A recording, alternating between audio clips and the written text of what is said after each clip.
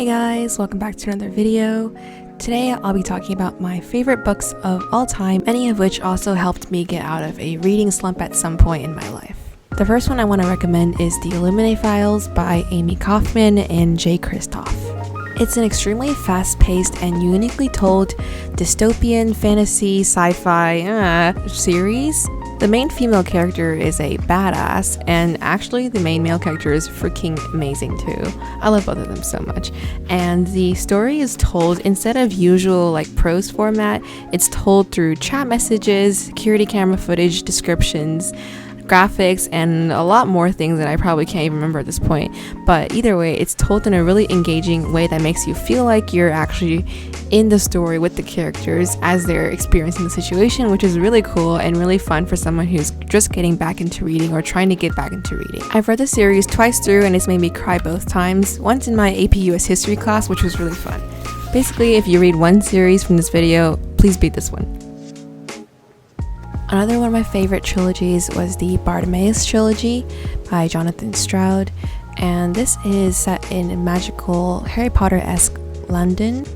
Funnily enough, this is actually another series that I got in trouble for reading during school, the one I should have been paying attention in class. I begin to see a pattern emerging here. Anyway, the characters are honestly what make this series so funny to me. Their relationship with each other is very interesting and nuanced. Another unique aspect of this book that I thought was a fun add-on was the fact that they use footnotes not only as a way to provide additional information or elaboration, but also as a way to expand the perspective and voice of one of the main characters, Bartimaeus. I think even the antagonists are done really well in a way that you can kind of sympathize with both sides, which is pretty rare for a children's/YA novel, at least in my opinion. So anyway, highly recommend, easy to read, very fast-paced, well done. The third book I want to recommend is a nonfiction and true crime novel called In Cold Blood, and the author is Truman Capote, who is an investigative journalist who took it upon himself to go to the town where the murders took place and interviewed a lot of the people who lived in that town. The book is written in a way that alternates between the perspectives of the victims and the two murderers, which I thought was a pretty interesting and suspenseful way to tell the story. Altogether, it's just a really tragic story for both sides, to be honest, in my opinion, and I learned a lot about the justice system and things that I didn't expect to read about, honestly, in this book, so I definitely recommend picking it up. Number 4 is The Song of Achilles by Madeline Miller. If you're a fan of Greek mythology or Percy Jackson and you haven't read this book, please read it right now. And even if you're not, honestly, it's a great introduction to Greek mythology as well. It's a really good book that tugs at your heartstrings, and the writing is emotional and visual and just really pretty.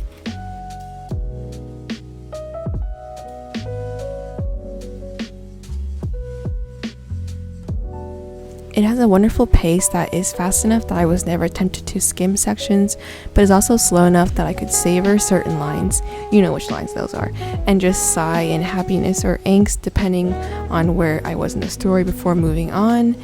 Despite being a relatively short read, the relationship between Achilles and Patroclus felt proper and nuanced, and it wasn't some kind of idealized attraction, but was rather a strong bond of respect and affection that wasn't afraid to look at each other's flaws and address them. And honestly, that was one of the parts that stuck with me the most after I'd finished the book. The next book on this list is The Girl in the Mirror by Rose Carlyle. It's kind of a part psychological mystery and part thriller that looks into what lies beneath the surface of people that we think we know well.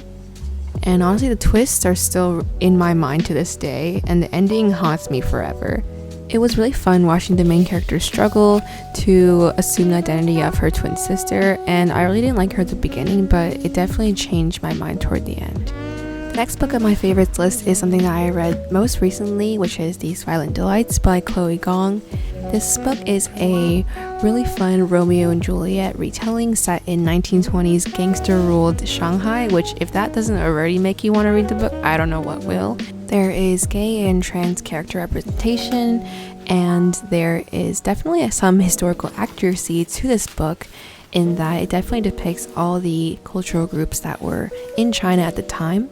There's so many separate issues going on at once, and it seems really chaotic, but they all collide really well with each other, and it is indeed violent and delightful. Also, I kind of was an idiot and didn't realize reading this book that it wasn't a standalone, but it's actually book 1 in a series, and the sequel doesn't come out until November, so I'm just going to be sitting here suffering until November. So if you would like to do that with me, please read this book. Also, can we talk about this freaking gorgeous cover art? I know, blah blah blah, don't judge a book by its cover, but to be honest, everyone judges a book by its cover, okay? So let's just get that out of the way. Number 7 is The Invisible Life of Addie LaRue by V. Schwab. I've definitely talked about this book in a blog before, but it follows our main character Addie as she basically makes a deal with the devil for an immortal life in exchange for the fact that everyone she meets in her life will forget her as soon as she disappears from their line of vision. And it just follows Addie through the years of her new-found immortal life as she struggles to figure out a purpose to her now seemingly endless and very, very lonely life. It touches on a lot of interesting themes. It makes you think a lot about what makes life interesting and what makes people happy and satisfied with their life, and what makes a life worth living, and how important relationships and people are in your life. Addie is honestly a really refreshing and super relatable character, and she feels like an actual person that would exist and be my friend probably. And so that was just really fun to read in her perspective. Oh, and also at some point Addie meets a boy who remembers her, and so you'll have to read it to find out why that is and what happens next. A great read, and I highly recommend. Finally, the last book on this list is The Six of Crows duology by Leigh Bardugo. The general premise is kind of like if you combined Ocean 7 with Peter Pan. Like, it's like a ragtag team of problem children against impossible odds. And again, in this series, the snarky banter and dialogue, 10 out of 10 would recommend. Each character in the group is interesting and fun to follow. The perspective for each chapter changes with each character, and they all have their own set of issues without falling into a typical YA stereotype, and you find yourself wanting to find out more and more about them, and the page flipping and pace of this novel is outstanding.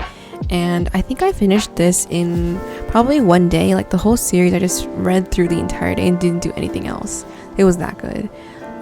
It's one of those books that definitely deserves the hype that it's getting these days. Something I didn't realize when I was reading the series is that it's actually part of a bigger universe, but that actually doesn't really matter. If you just read them as separate series, it also works just as well. So you could read the Shadow and Bone trilogy first or the Six of Crows duology first. It doesn't really matter. However, you have to read this King of Scars book last because it does contain spoilers for the 2 other series.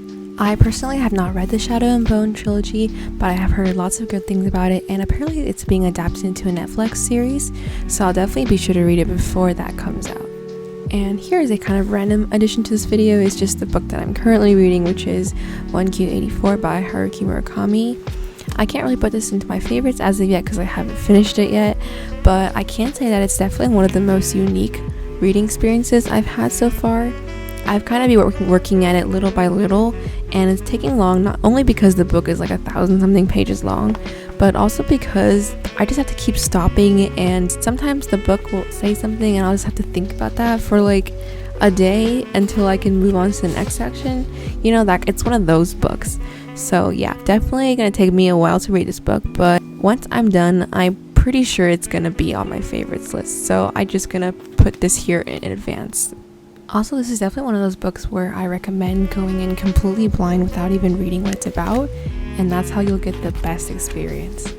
To round out the video, I wanted to take a moment to thank today's sponsor, Skillshare, who allows me to have the funds to buy all these books in the first place.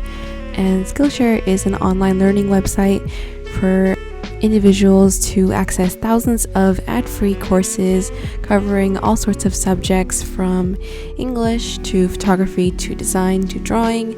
And the class that I'm currently obsessed with taking is a class by Roxane Gay called Creative Writing, Crafting Personal Essays with Impact.